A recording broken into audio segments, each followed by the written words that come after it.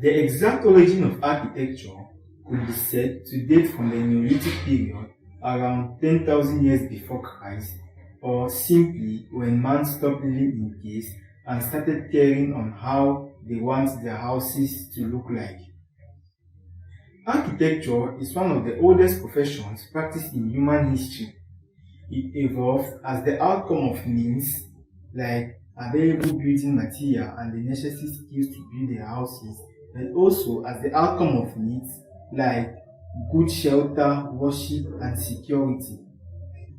As human culture progressed, building became a craft, and the formalized version of that craft, practiced today by educated professionals, is what we call architecture.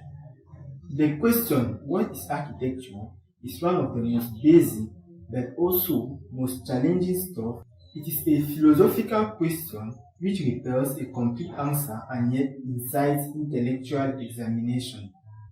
The definition of architecture I'm going to propose to you is inspired from the book written by Francis Ching called A Visual Dictionary of Architecture. According to him, architecture is the art of designing spaces and constructing buildings, meanwhile respecting the empirical or scientific building rules as well as aesthetic concepts. First century before Christ, a Roman architect and at the same time a military engineer, Marcus Vitruvius Polio, wrote the earliest known book on architectural theories.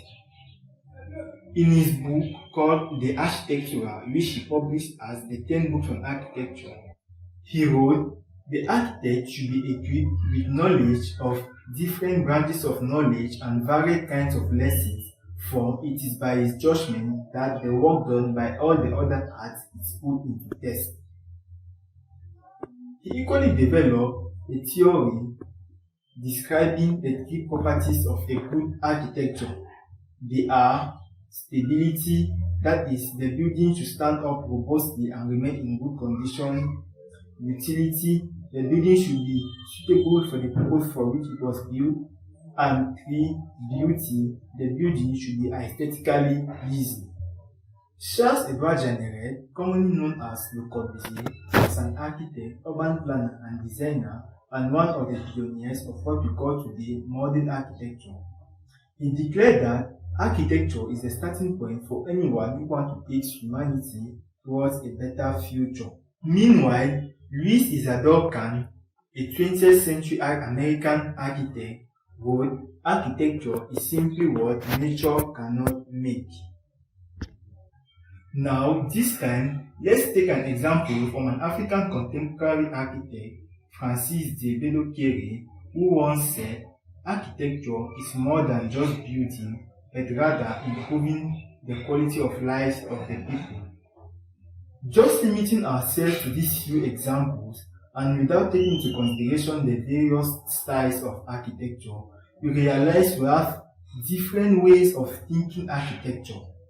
This is because architecture is a highly subjective field.